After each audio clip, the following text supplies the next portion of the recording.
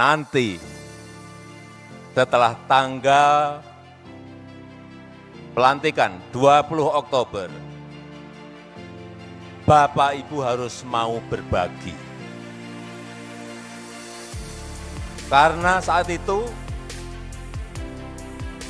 begitu dilantik, Bapak Prabowo akan menjadi milik seluruh rakyat Indonesia. Seluruh rakyat Indonesia dari Sabang sampai Merauke, dari Miangas sampai Pulau Rote. Bukan hanya milik Partai Gerindra. Estafet kepemimpinan dari Jokowi ke Prabowo bukan hanya sekedar pergantian pemimpin, tetapi juga simbol harapan dan keberlanjutan dari rakyat Indonesia. Jika Presiden Joko Widodo dalam 10 tahun terakhir telah membangun infrastruktur sebagai pondasi negara dan melakukan kebijakan nasionalis dengan cara hilirisasi, pasti timbul pertanyaan di benak masyarakat Indonesia, langkah apa yang dilakukan Prabowo untuk Indonesia?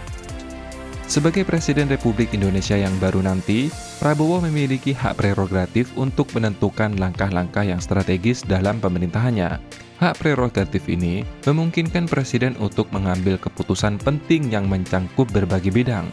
Dalam beberapa kesempatan, Prabowo sendiri telah membocorkan langkah apa saja yang akan diambil jika dirinya menjabat sebagai Presiden. Nah, sekarang kita urut satu persatu.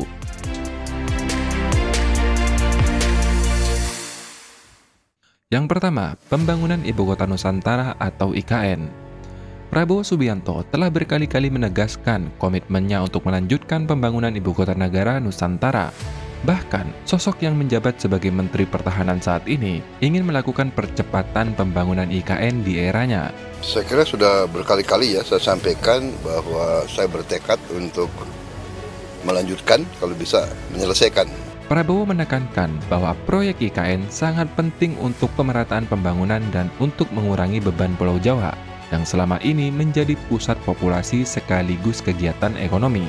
Rasa bangganya terhadap nuansa budaya yang kuat di IKN membuat Prabowo mengapresiasi jerih payah Presiden Joko Widodo serta jajaran menteri yang telah memulai pembangunan IKN dan meyakinkan pada semua pihak bahwa ruang anggaran yang telah dipersiapkan cukup besar untuk menyelesaikan beberapa hal penting pada IKN Nusantara. Berikutnya, penguatan postur pertahanan. Sebagai sosok dengan latar belakang militer, Prabowo tentu memiliki pandangan yang berbeda dari warga sipil tentang masa depan bangsa. Menurutnya, negara akan makmur jika aman dan bebas dari ancaman luar. Untuk apa kita bangun gedung-gedung? Untuk apa kita bangun pelabuhan, bandara? Untuk apa kita bangun kereta api cepat? Untuk apa kita bangun jalan raya? Untuk apa kita bangun waduk? Kalau negara ini tidak utuh, tidak aman, tidak terlindungi. Di bawah kepemimpinannya, postur militer Indonesia diperkirakan akan menjadi lebih ideal. Berkaca selama kurang dari 5 tahun beliau menjabat sebagai Menteri Pertahanan, kekuatan militer Indonesia berkembang pesat dengan akuisisi alutsista dari beberapa negara, mulai dari Amerika Serikat, Prancis, Turki, Korea Selatan, hingga Inggris. Hal ini membuat Indonesia semakin dihormati. Bahkan Cina enggan memasuki wilayah teritori Indonesia, meski saat ini sedang berseteru dengan negara-negara tetangga. Namun, meskipun militer Indonesia berkembang pesat, Prabowo masih menganggap pertahanan Indonesia masih sangat lemah. Dia berencana menaikkan anggaran militer hingga 1,5% dari PDB, yang berarti hampir 2 kali lipat dari anggaran pertahanan saat ini.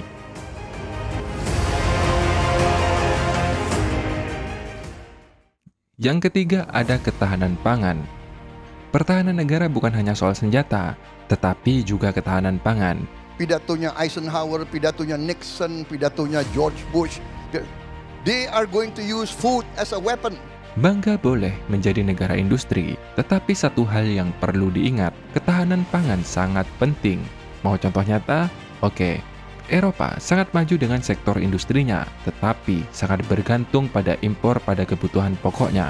Ketika terjadi konflik di Ukraina yang merupakan lumbung gandum Eropa, krisis pangan pun tak terelakkan di benua biru tersebut.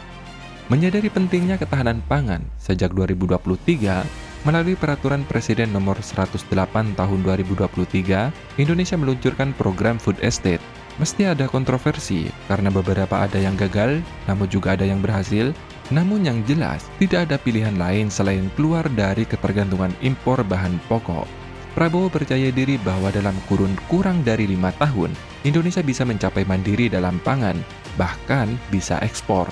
Kita tidak akan impor makanan. Dalam 2-3 tahun lagi kita bahkan akan menjadi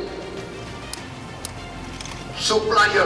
Kita akan menjadi lumbung pangan dunia, saudara-saudara. 3 tahun lagi.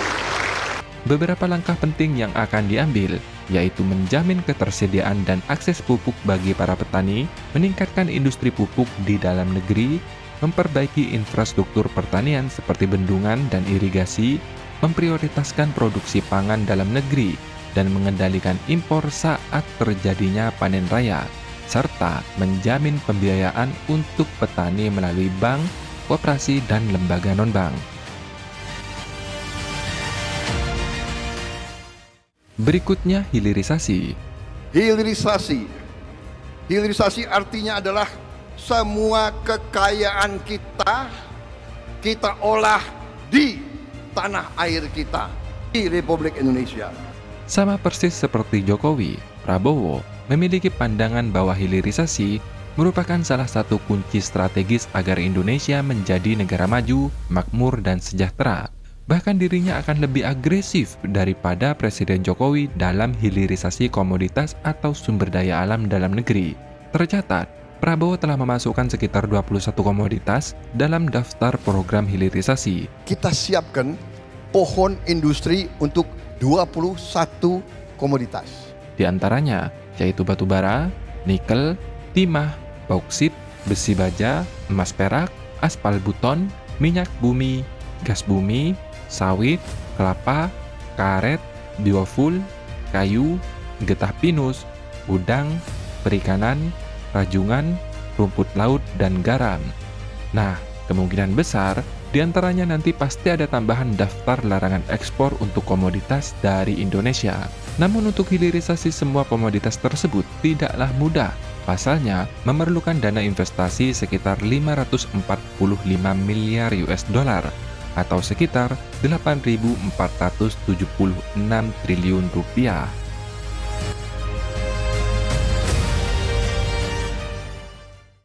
Memperbaiki sumber daya manusia. Indonesia dikenal kaya dengan sumber daya alam. Namun pertanyaan yang sering muncul, kenapa masih banyak orang miskin di Indonesia? Jawabannya simpel, karena SDM kita yang kurang mumpuni dalam memanfaatkan sumber daya alam yang ada. Sebenarnya, Indonesia tak kekurangan orang pintar. Namun, mohon maaf nih, kelebihan orang yang bodoh. Itu faktanya. Makanya, seringkali orang pintar di negeri ini, jika melakukan inovasi atau sesuatu yang baru, banyak sekali orang yang menentangnya. Sampai-sampai mereka memilih pergi dari Indonesia dan memilih berkarir di luar negeri. Untuk meningkatkan kualitas SDM, Prabowo menyoroti 2 hal penting. Yang pertama yaitu gizi, melalui program makan siang gratis. Anak-anak kita adalah masa depan kita. Dan tidak dapat dipungkiri bahwa sebagian anak-anak kita mengalami kurang gizi, malnourishment. Program ini sudah diuji di 14 sekolah di Sukabumi, mulai dari PAUD hingga ke tingkat SMA, dan hasilnya menunjukkan hasil yang positif. Tingkat kehadiran siswa meningkat, tinggi badan bertambah sekitar 1,5 cm untuk rata-rata anak di usianya, dan prestasi akademik pun juga membaik. Selain itu, pendidikan tak lepas dari program utama Prabowo. Dirinya menjanjikan kuliah gratis di perguruan tinggi, tapi, nah ada tapinya nih, dia mencontohkan skema biaya kuliah gratis yang telah diterapkan di Universitas Pertahanan atau UNHAN. Pada jenjang S1, UNHAN menggratiskan biaya kuliah dengan ditanggung oleh pemerintah. Sekilas memang enak ya, tetapi jika dilihat syarat untuk masuk UNHAN, yakin deh Gen Z bakalan puyeng. Misalnya nih, rata-rata nilai raport semester 1 hingga 5 minimal 80 dan nilai minimal 90 untuk mata pelajaran sesuai program studi yang dipilih. Artinya, jika kamu ingin mengambil program studi sarjana kedokteran, nilai rapot semester 5 untuk biologi dan matematika minimal 90. Untuk lulusan 2011 pasti pahamlah, karena admin sendiri dulu mengambil beasiswa PMDKD, yang justru persyaratannya lebih parah lagi. Kalau dulu, zaman admin, nilai rapot mulai dari SD hingga SMA rata-rata minimal 85. Tapi, di Unhan kali ini, ditambah syarat baru yang ngeri-ngeri sedap, yaitu hasil tes intelligent question atau IQ minimal 120. Artinya, negara ini akan memberikan beasiswa sebanyak mungkin, tetapi dengan catatan kamu memberikan track record yang baik. Selain itu, Prabowo juga akan memperkuat sektor sains, teknologi, teknik, dan matematika, atau yang dikenal dengan STEM. Kebangkitan Tiongkok itu sebenarnya ditandai oleh apa yang disebut revolusi STEM. Kalau kita ingin bangkit, kalau kita ingin menjadi negara maju, kalau kita ingin menjadi negara industri, kalau kita ingin keluar dari middle income trap, kita harus melaksanakan revolusi STEM. Nah, gimana teman-teman? Sudah tahu kan tentang langkah apa yang bakalan diambil oleh Prabowo nanti jika menjadi presiden? Bagaimana menurut kalian? Apakah ada perlu tambahan program baru?